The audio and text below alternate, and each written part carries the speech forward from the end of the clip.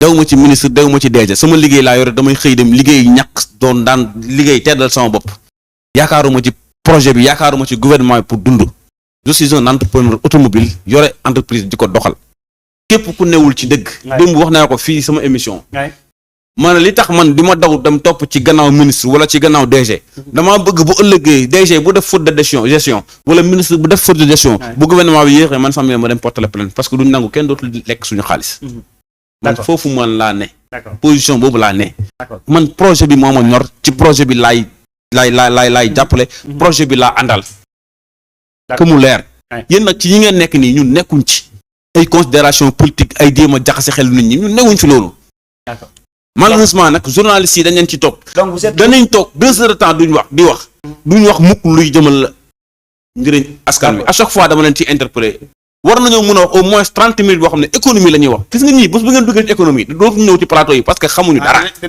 ñun xamul lu ñu xam xaste ak nekk fii di wax ay wax yi kenn xamul yoo xamante ni amul bopp amul genn amul sens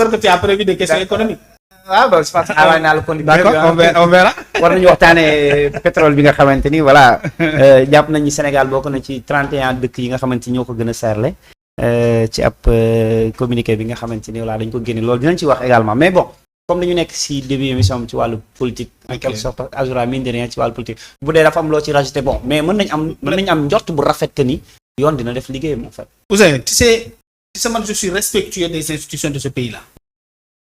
Et quand vous aimez le Sénégal, l'erreur serait de penser que le Sénégal a commencé avec l'avènement de Pastef au pouvoir en 2024. C'est une erreur. L'erreur serait de penser que yéen a gën a bëgg nit ñi Sénégal, que vous êtes beaucoup plus patriotique que les autres Sénégalais. Ça c'est faux, mon ami Samuel. L'erreur serait que vous êtes plus respectueux des institutions. Et quand je parle des institutions de ce pays-là, je parle du Premier ministre Ousmane Sonko. Je parle du président de la République Bassirou Diomaye Faye. Sa carcasse là ne nous intéresse pas. Parce que comme l'avait dit Idrissa Seck, c'est des gens qui sont venus donc quand même. Nel da ngay wax sa personne ne nous intéresse pas. Mais loolu laa lay wax. Tu parles du président de la République. Nga ne sa carcasse ne nous intéresse pas. Déedéet sa personne. dama ne sa carcasse. moom laa moo tax ma ne la au moins un peu plus de respect. Attendez quand même man je nga ne sa personne da ngaa déglu tubaab. nga ne sa personne carcasse ga. déedéet mais rafetul peut-être sa français moo déggul fu. rafetul amul benn problème. rafetul man je ne peux pas être coupable de ton niveau de langue. dama ne rafetul. son corps physique. tu parles du président de la République. au moins nga ne sa personne. dama ne le corps physique. parce que yéen a ngi ci invective. yéen a ngi chaque jour ci détail yi ngeen nekk. et me donner le détail quand même il faut que tu écoutes. Endurons ensemble parce que nous allons tous souffrir. Il faut qu'on endure ensemble. Non, moi endurer ensemble. Je termine. Endurer ensemble, c'est de t'appliquer les leçons que tu es en train de me donner. C'est toi qui viens de me demander de t'écouter parce que tu m'as écouté. Merci de respecter cette formule-là. Parce que pour le respect de ceux qui nous écoutent, les institutions de la République, ce serait une erreur pour tout élément de passé de penser que vous les aimez mieux que nous. Ce serait une erreur. Vous n'aimez pas ce pays plus que les autres Sénégalais. Vous n'êtes pas respectueux mieux que nous des institutions de ce pays-là. Et quand on parle d'institutions, c'est la responsabilité incarnée. Le poste de Premier ministre. Le poste de président de la République, de directeur général, de ministre. Vous n'aimez pas ce pays-là. Et l'histoire de ce pays ne commence pas avec l'arrivée de Pastef au pouvoir. Il y avait des gens qui étaient là. Bien avant les indépendances. Bien avant l'arrivée du blanc. Bien avant l'arrivée de l'islam. Et qui ont tenu ce pays-là. Le Sénégal, c'est des milliers d'années avant nous. C'est des générations et des générations d'hommes et de femmes qui se sont succédés dans ce pays-là. Nous ne nier.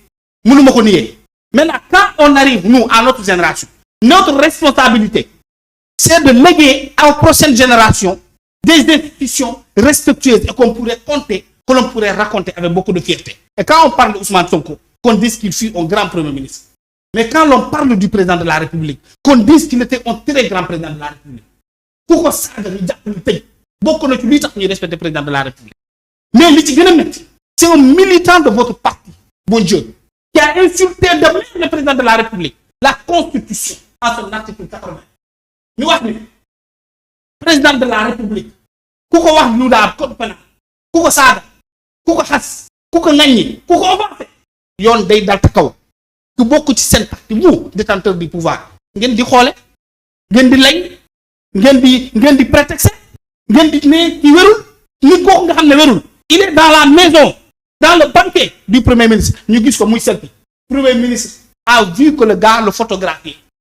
D'ailleurs mu gën a positionné pour gën a feeñ ci photo bi. looy lay mon ami Samuel. On a vu le premier ministre sortir de sa maison avec Azoura Fall pour dem ci fii ci Dakar Arena ñu fekkee ko gis nañu Azoura Fall sur le véhicule du premier ministre en période de campagne nit ku wérul ku dof ku motadi ku xelam normalul ngeen jël ko mu yor bant drapeau mu nekk à côté de notre premier ministre. S'il avait blessé le premier ministre, s'il avait tué, s'il avait tenté d'attenter à sa santé ou à son corps, vous seriez les responsables de cela. Parce que yéen a taxaw nañu wérul te encore une fois que man gëwuma ne wérul dama gëm ne vous l'avez protégé parce que tout simplement c'est une pratique qu'on a vécu avec le parti sortant.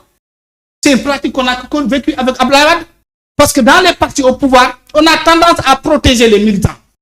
Yaa ngi dégg si vous n'êtes pas militant vous commettez une erreur rapidement. Le procureur de la République qui parfois oublie qu'il est le procureur de la République, pas le procureur d'un parti politique, te saisi, arrête parce que il est de l'opposition. Loolu moo war a day nous avons tous ensemble. Pour ne pas pourtant yow sa président bi nga xam ne sa président mouvement c'est ce que j'ai dit sa président mouvement ah mais loolu laa wax def na manifestation interdite il n'est pas là ci assemblée nationale ñu jàpp ko bàyyi ko waaw mais dama ne ko dañ laa waroon a defeere bu fekkoon réew mi yoon am d'accord waroon nañu ko defeere Ousmane Ngom def ne kenn warul manifester à partir de waroon nañu ko defeere waroon nañu ko defeere mu dem ba assemblée nationale indi fa attroupement waaw mais ak man ñu jàpp ko deful 24 heures ñu bàyyi ko j'étais là-bas il n'a même pas fait 8 heures de temps waaw dama ne kon kay xam nga ne kon yow waaw léegi kon kay léegi yow pourtant fii laa toog ko dañ laa waroon defeere loolu ngay comparer pour saaga ndeyu président de la République manifestation pour l'Assemblée nationale.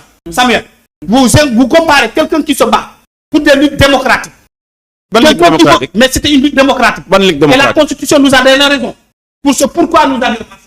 Le Conseil constitutionnel nous a donné raison, a dit que cette loi qui avait fait que nous avions introduit une demande d'autorisation de marche. D'abord pour le 28 avril. Et ensuite le 2, on s'est mobilisé. Quand vous avez mobilisé des bandits armés. Ah bon? Bien sûr. Vous n'avez pas vu la vidéo. Vous n'avez pas vu des gens arracher le Djibi. Vous n'avez pas vu ça. Man, Tu n'as pas vu ça. On va fii la vidéo devant l'Assemblée nationale. Une force occulte devant une force légale. Devant les dirigeants. Tout le monde est témoin. Et vous voulez comparer cette pratique qui est une démocratique avec quelqu'un qui insulte de père et de mère notre président de la République. C'est indigne de vous. Surtout que ce membre de votre parti qui est devenu le président de la République, vous deviez être les premiers à le protéger. Pas à le dénigrer, pas à le dénigrer. D'accord. Alors ci li nga xamante ni nag également ko jox ndox mu naan ci li nga xamante ni moom mooy Amadou Sall dañu ko convoqué suba la woon sax d'ailleurs suba la d'ailleurs pôle judiciaire financier mais dañu yëg ci ay information jamono bi nekkul Maroc ma nga États-Unis parce que ñu ngi